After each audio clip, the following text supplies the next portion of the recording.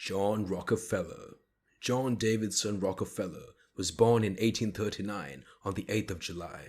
Rockefeller's father, Bill, was said to be a dubious man who looked for every possible way to teach his children street sense.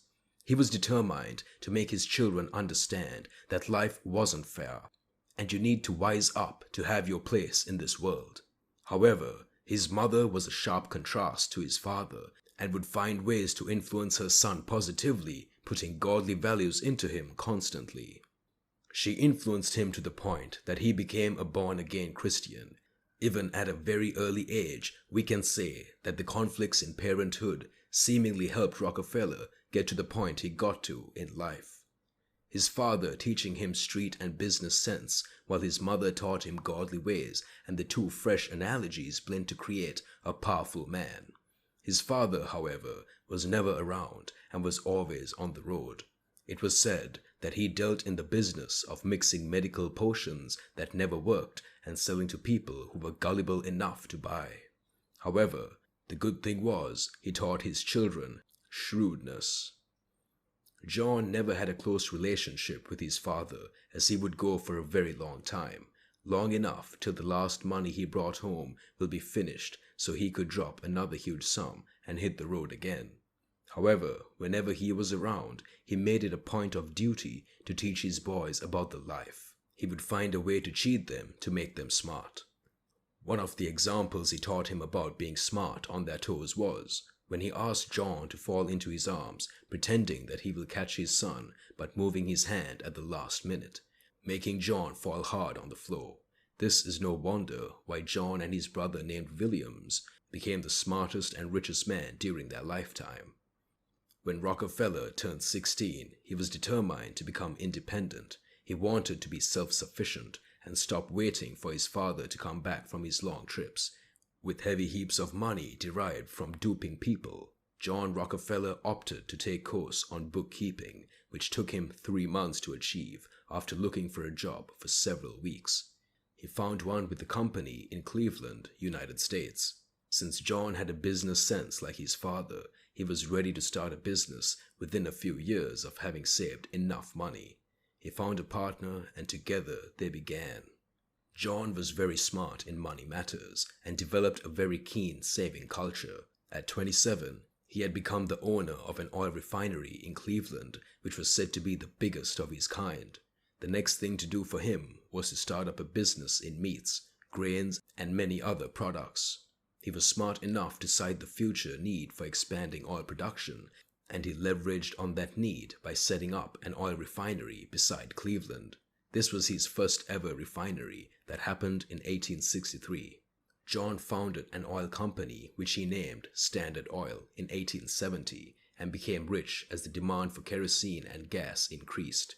He began to control 90% of the oil in the USA and used the railroad to transport his oil.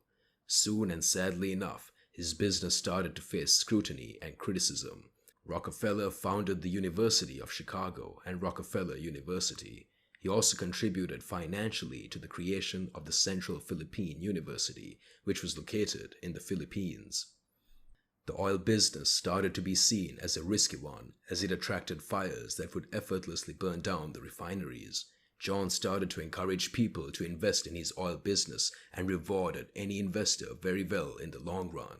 Selling shares to investors was a good decision for the company, as the company never suffered any loss. Eventually, John Rockefeller had more to gain, but the criticism increased and the federal government was forced to create laws that will bring down John's work for many years.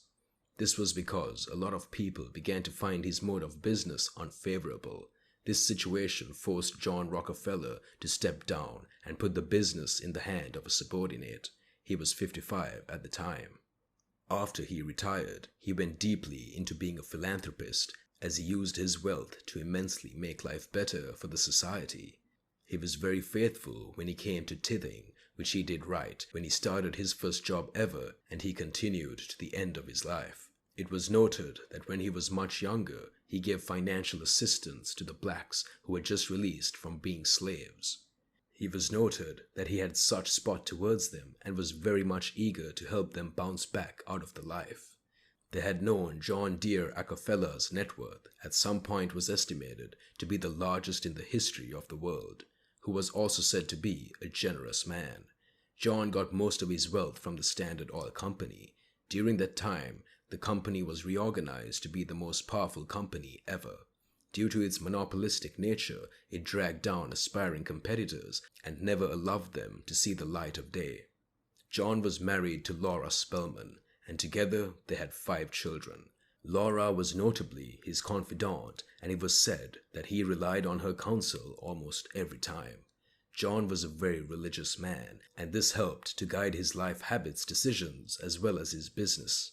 Rockefeller was a devoted Christian who attended church services every Sunday. It was noted that he never indulged in questionable habits. He was never in alcohol, and neither did he smoke. He was also said to be a devoted and committed family man, never spent time away from his family, as did his father. His son and grandson, John Jr. and John III, were good and devoted Christians too. It was also noted that his wife's parents were abolitionists, and this further inspired him to assist the African Americans. Other institutions he funded included Spelman College in Georgia, which happened to be a college for black women, and also the University of Chicago, where he was said to have given several millions. At some point, he was put under serious pressure by the number of financial requests he received.